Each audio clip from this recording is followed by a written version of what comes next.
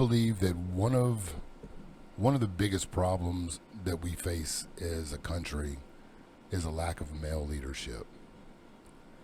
I've said that before, and I think that I will say that ad nauseum until it stops being the case. And one of the problems that I see is the place that one would think would be hopeful for men in finding guidance in a way of riding the course of the ship is the manosphere. But as when I look across the range of content creators and the various messages and the characters that these males have adopted to spew a narrative of bullshit and weakness, it's evident that even in the manosphere there's a lack of men. There's a lack of real men. And I have to say that probably one of the guys that is an actual man, a man worthy of listening to and taking heed to what he says, is BOA.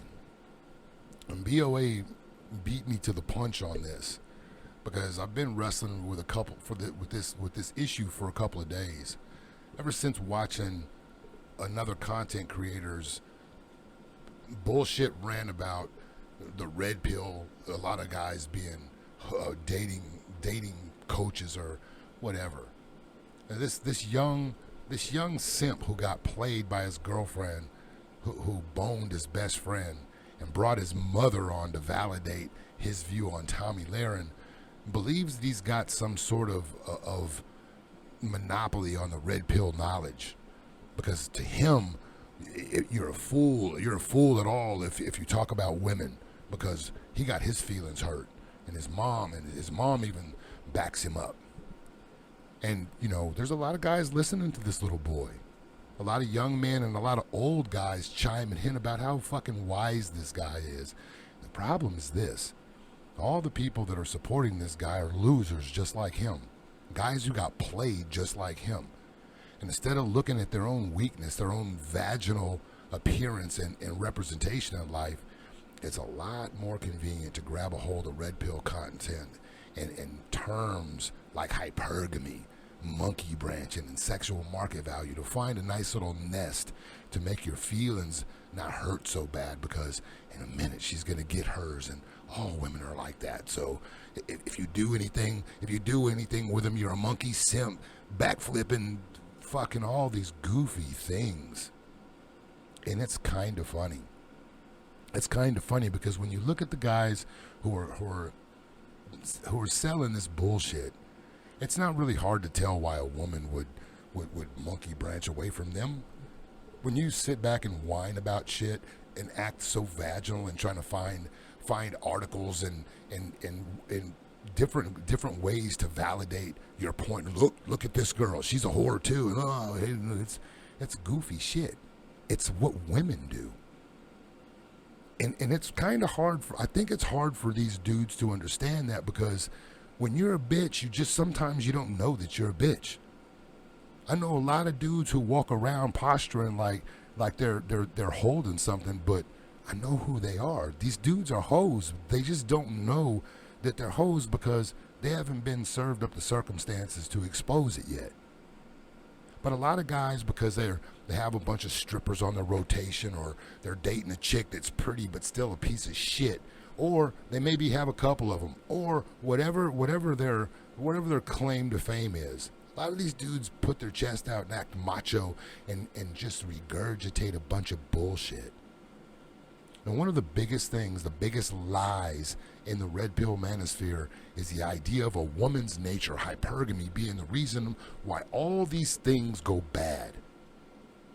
And BOA hit it on the nail, right square with an anvil. But I disagree with what he says a little bit. Female nature is the problem, but it's not the female nature that the women are expressing. That shit's as old as Adam and Eve.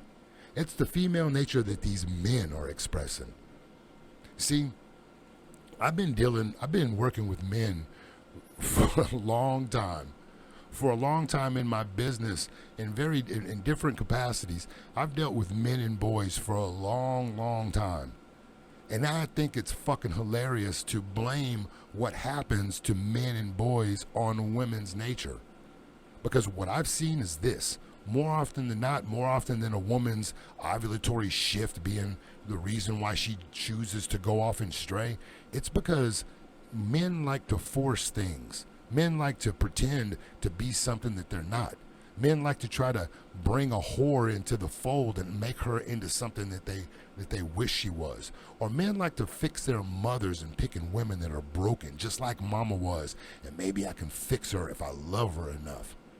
And when all these things fail, and this broken woman who really doesn't want to be there anyway, who settled just to be with you because you begged her to be there, or you knocked her up and you didn't have any other choice but to stay because you didn't want to pay child support.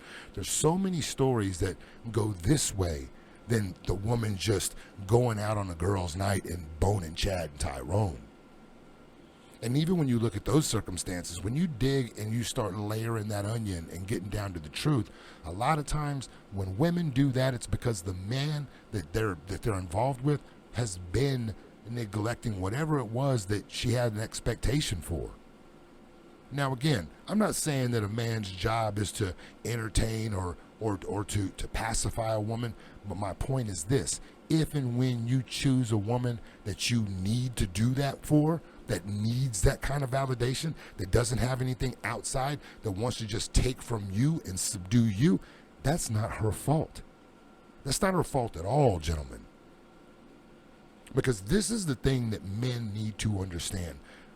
Men need to understand their focus, their function in life. Man's job, man's mission is to slay the dragon and get the gold, the jewels. The dragon protects the jewels. And so our job is to slay the dragon and get the booty. Woman's job is to subdue the beast, you. That's her role in life. That's what the story of Beauty and the Beast is all about. Is a woman taking that savage man and turning him into the cucked out prince. That's the Disney dream. That's what little boys grow up trying to be, and that's what little girls grow up seeking to do. And then you get exactly what you ask for. And when men go into relationships and miss all the red flags, all the signs, women are not smart enough to keep the truth away from you, especially in the modern day with social media. If you got a woman who's broken, who's leaking her affection everywhere, it's not hard to tell, but the problem is most men think that they can love that out of her. Or they can be around her all the time and she won't have time to do it. All the different things that men do instead of realizing I'm in the wrong place. And then after they stay in the ring and get pulverized to nothing, and they finally realize that they've been beat a long time ago, then all of a sudden it's the woman's fault. A lot of times she tells you along the way, you don't have to be here. I don't really care if you're here. If not in words and actions, and you beg and you stay. Yeah, hypergamy is not a real thing. Hypergamy is not a real thing at all. It's most definitely not the cause of all your problems. Most definitely not. The cause of your problems, gentlemen, is you. You will be the common denominator in all of the shit that you experience in life. And if you go through life looking for who you can blame for what you choose to do, you will always find yourself exactly where you're at right now. Swimming in quicksand, grabbing anchors, trying to pull yourself out. You need to pay attention to who you're listening to. If a person says stuff to you that makes you feel good about your situation, they're probably telling you shit you don't need to hear. This is another lesson that young men should learn in life. Most of the things that are worth having come through pain and experience. When shit comes easy, it's not real and it's not lasting. Everything worth having comes with work. Everything. I tell the young men that come to my gym that are aspiring to be athletes, I preach against girlfriends. I preach against girlfriends like the plague. And it's not because I don't understand how fun they are. I understand how destructive they are. It's not a woman's nature that is your problem, fellas. It's the feminine nature of yourself. It's the feminine the feminine frame that you were raised by your mother, your emasculated father, and a society that has taught you that being a male is bad. Here is something that I would like to give my guys that are listening. There's a lot of talk about high value men and alphas and all this goofy shit. And I think these are subjective because it depends on where you are, what your lot in life is, what alpha is. If you're a computer nerd, the best programmer is the alpha in that group. So they're not all the same. But as a man, on a primal level, this is what I tell my men. If you want to be an uncommon man, then do this. Strip away all the luxury of society, all the ability to go get food, to go buy clothing, all the ability to do everything that's easy. Now, what is your value? Can you hunt? Can you go find food? Do you have the ability to make clothes out of something? Do you have the ability to create shelter out of nothing? Can you fight? See, those core principles, those core things, while it might seem barbaric, those are principles of a man. The ability to build something, to create something, not go buy something, not pay somebody to do it. These are manly things. Take away all of this feminine shit that you're a part of. Take away this feminine narrative of hypergamy, which, by the way, was coined in the 1800s to give a name to fathers who married their daughter off to a family of a higher status in the caste system. See, that's how much feminism has hijacked men, that they're using a term used for women, for ourselves, and what women do to us. It's retarded. But we'll play this game. If monkey branching and hypergamy, let's say that they are real. Let's say that that is the reason. Then here's the ugly truth. If a woman that you were with monkey branched or her hypergamy got the best of her and she went out and did something with someone else other than you, again, not her fault. If her imperative is to seek out the best man for herself, and that hypergamy came into play, or her need to monkey branch, then that means that you were not that dude. You weren't the guy.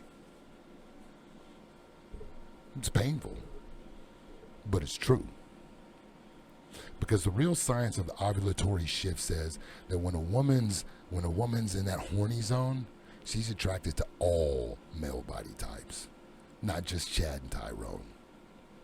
But it's a lot easier to believe that she's going to go do that than to believe that you might have a problem that causes that woman to look at you as less than a man and feel the need to go to somebody who makes her feel like a woman. Again, gentlemen, a woman's nature, as far as women go, that ain't your problem. The woman nature that you exhibit, that's actually the problem. Fix that, you'll fix a lot of your problems, son. Out.